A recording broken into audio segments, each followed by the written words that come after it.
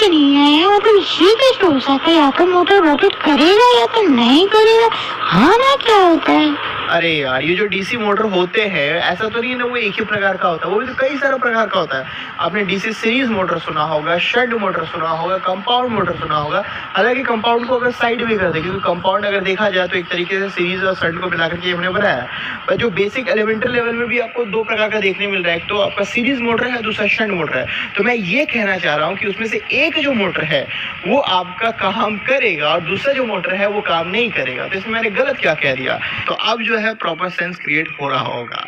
तो यहाँ तक तो चीज़ें हमें अच्छे से समझ में आती है और आपको डीसी सीरीज और शंट के बारे में उम्मीद है कि एक अच्छा आइडिया होगा, क्योंकि मैंने पहले भी जो है टाइप्स ऑफ मोटर वाली वीडियो में आपको काफ़ी बढ़िया तरीके से बताया था। बट हालांकि वो वीडियो काफ़ी पुराना है, तो शॉर्ट में अगर आपको बताया तो आपको पता है कि मोटर में दो वाइंडिंग की जाती है। पहला हमारा फील्ड वाइंडिंग होता है और दूसरा हमारा आर्मेचर वाइंडिंग होता है।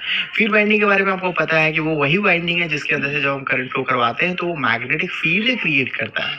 अब इसी मैग्नेटिक फील्ड में हमने आर्मेचर वाइंडिंग को रख दिया। अब इसको आर्मेचर वाइंडिंग वही वाइंडिंग है जिसके अंदर से हम करंट फ्लो करवाने वाले, यानी इसको करंट कैरिंग कंडक्टर बनाएंगे और मैग्नेटिक फील्ड के अंदर करंट कैरिंग कंडक्टर रहेगा तो फोर्स एक्सपीरियंस करेगा, टॉर्क एक्सपीरियंस करता है और हमारा जो मोटर है वो रोटेट करता है। तो ये जो दो वाइंडिंग हमने बताया ना आपको, आर्मेचर वाइंडिंग और फील्ड वाइंडिंग, इसको किस तरीके से हम कनेक्ट करते हैं आपस में, वही हमारा डिसाइड कर देता है कि भैया हमारा मोटर का टाइप क्या होगा।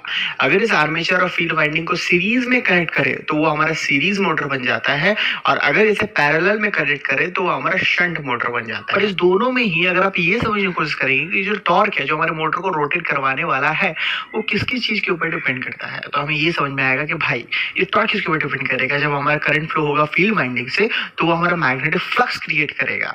अब बिना इस मैग्नेटिक फ्लक्स के आपके टॉर्क डेवलप होने वाली है क्या? नहीं। तो ये फाई के ऊपर डिपेंड करेगा। और किस चीज के ऊपर डिपेंड करने वाला है? सिर्फ फाई आपने क्रिएट कर दिया, फ्लक्स क्रिएट कर लिया तो आपका मोटर रोटेट करने लगेगा? नहीं जी, हमारे आर्मेचर वाइंडिंग में आपको करंट भी फ्लो करवाना पड़ेगा, तभी जो वो करंट का कंडक्टर बनेगा, फिर फोर्स एक्सपीरियंस करेगा या टॉर्क एक्सपीरियंस करेगा। तो हमारा जो आर्मेचर करंट है उसके ऊपर डिपेंड कर रहा है। तो ये दो चीज के ऊपर आपको डिपेंड करता हुआ दिख रहा है, एक तो फाई है और दूसरा आपका आई ए है, यानी कि आर्मेचर करंट है। और इसका इक्वेशन भी आप देखेंगे तो T इज इक्वल टू के फाई आई ए होता है। तो यहाँ भी आप देख पा रहे हैं कि फाई आ रहा है, आई ए आ रहा है और के जो है आपका एक कांस्टेंट है। प्रोपोर्शनैलिटी साइन को हटाने के लिए हम कांस्टेंट लगाते हैं। तो यही है आपका इक्वेशन टॉर्क का। तो आपको लगता है कि इसको आपको याद करने की जरूरत है या आपको ऑलरेडी याद हो गया? मतलब आप ये सोच ले कि भाई हमारा टॉर्क जो है किसकी चीज के ऊपर डिपेंड करेगा। कंसेप्चुअली आपको पता है कि भाई किसकी चीज के ऊपर डिपेंड करेगा, तो ऑटोमेटिकली आपको इक्वेशन भी याद हो गया। अब ये जो फाई आप देख रहे हो वो क्या है? ये जो मैग्नेटिक फ्लक्स है, वो जो फील्ड हम क्रिएट कर रहे थे उसी की बात कर रहे हैं। अब देखिए फील्ड आया कहां से? जब हमारे फील्ड वाइंडिंग में हमने करंट फ्लो